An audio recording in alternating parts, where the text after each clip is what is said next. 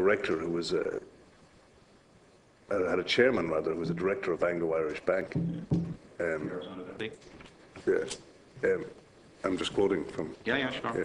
So, is it your contention that this had an impact on the editorial policy within RTE? Again, the argument I'm making is not that, and it doesn't work like that in real life, it's not that a director calls a journalist and says, or an editor and says, hey, you better do it like that.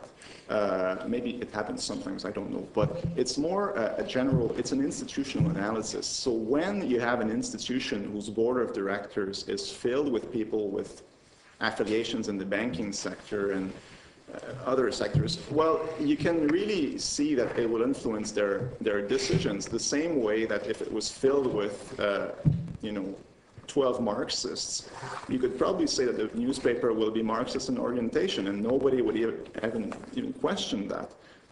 And again, just to remain at that is not enough because it's an interpretation. But when you look at the coverage that matches those interests, then you can say, well, you see, they make the decisions on orientating the broad guidelines of the media content. And so, would it be your view then that in the newsroom in RTE, that if journalist A was considering what to write about a bank, that they would say to themselves, "Oh, John, whatever you do, don't press." I'm leading now. You can't ask him his view. You can ask for an opinion upon something, but you can't insert as it your view. Basically, that's a very leading question. So just reframe it, please. On the basis that you said, okay, 2 minutes ago, that for want of a better expression, the complexion of a director of Bank A is the chairman of news agency B, that there would be an innate, unwritten policy or action of the journalists that are in that organisation to reflect copy that would be other than negative to that bank. Is that correct? Or is it incorrect? It is correct, but it's not, again, I want to emphasize that it's not as if the journalists are, oh my God, I wish I could report this, but my director would not be happy. There might be some of that. In any institution, whether it's the media, the military, a political party, anything, anybody who's been in that institution for a number of years is very well aware of the rules and where you can go, where you cannot go, how far you can criticize this person or that person. We all know that in our lives. We all work for whoever, and it's in that way. So some journalists might be completely comfortable with that and never even realize that there is constraints because they agree with them all. Other more critical journalists are well aware of that, and they know where the line is, and they know how far they can go, what the repercussions will be. Again, I'm not in their head, so I can't give you like specific examples of thinking like that, but it's the same in any institution. There's nothing special about the media for that. You mentioned, when asked by my colleague Deputy McGrath earlier, that Morgan Kelly was the example. When Deputy McGrath was seeking examples of people who were suppressed. So could you outline what news agencies specifically suppressed Morgan Kelly? No, you can't, please. I can't? No. We're not going into the specific of that, and that's an allegation. I don't even know if you can even answer it. So I'll ask you to, in a generalised sense. Sure, the allegation was made, not by me. You made the allegation. No, I did not, Chairman. I did not. A few minutes ago. It should be clarified. Okay. Okay, so to clarify the situation, is it to your belief, or can you explain to this committee where views were edited, censored, or suppressed that were contrary to what might be considered to be the mainstream view of the sector at the time? Yeah, well, as I said, I'll give you back some time as well, there, Sam. No bother, thanks. The story about Morgan Kelly is that he tried to publish his article first, it was rejected, and then he went elsewhere, right? And beyond that, on TV, honestly, I don't even remember, it was RT or another one on TV, I think it was RT. There's a classic clip that he's there and he gets a lot of flack, a lot of criticism for saying there is a housing bubble. A lot of real estate agents are given voice to kind of contradict what he's saying. So it's in that way that it's working. It's not just by, saying like, no, you cannot do anything. It's okay, you bring him there, but then you'll have a lot of articles saying he's wrong. That's how the discourse works. And is this research that you have done, or is this an anecdotal opinion you're giving to the committee this morning? About what I just said? Yeah. Well, if you watch a YouTube clip and you see that there's Morgan Kelly. Okay, so it's an observation of yours, but you haven't researched this. Well, I don't Just know want to what. clarify that. I'll give you back the time now. I don't know what the difference is, to be honest. Well, I would. Like, for instance, when I asked you the question around the guarantee earlier in the media coverage showing that, I would have an opinion about that, but I wouldn't actually have researched it. I would have listened to different shows. There is a difference between researching something and the empirical evidence that underpins it and coming in before this inquiry and just giving an opinion upon something. So I'm asking, is this an opinion or is this something you researched? Well, it's something I researched. Okay, thank you very much. Back to yourself, Senator. Yeah, I don't want to upset the chair, but just if you could bear with me on I'll this give you a bit of time, line sure. for a second. If this inquiry were different and we were in a position to name names, would you clearly have a name to give To what? to an organisation or individual who specifically blocked the publication of Morgan Kelly's book?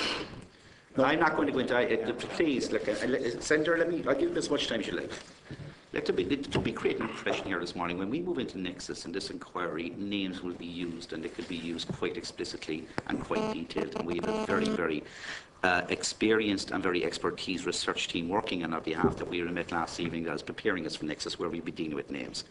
In this part of the inquiry, which is context, which is what the members designed to do, which is give a broader context, we as a committee agree that we wouldn't be going into the naming of individuals as we will be in Nexus. So I wouldn't be by the back door trying to create any illusion that there is a restriction on this committee not being able to name individuals. We will be able to in Nexus, and I certainly wouldn't be putting witnesses in a position this morning to be inadvertently trying to tease that out of them when they were forewarned that they wouldn't be doing that this morning. I understand. So just so that we know and are prepared And for I wouldn't be creating an illusion to the public either that this committee won't be able to name names. No, of course. I look forward to us being able to name the names. Just make sure when you're speaking so that you're aware of the terms of reference and that you're not by accident creating... No, I don't want to, I don't want to create the illusion either that there isn't a clear fact put on the record here today that this person says that a journalist was blocked.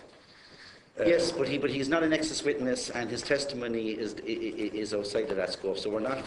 So if you're asking him to be named any person at this stage, look, in my opening statement this morning, we dealt with this. So Can we name an organisation? No, I'm asking for them to be naming at the moment. So I'd ask you to return to the line of questioning that we have, Senator, please. Yes and or no? Nexus, Am I allowed to ask for a yes or no? You can ask any question that is the same for any other member of the inquiry that's in the terms of reference. Yes or no? Just so we're crystal clear. Was Morgan Kelly's article blocked by somebody?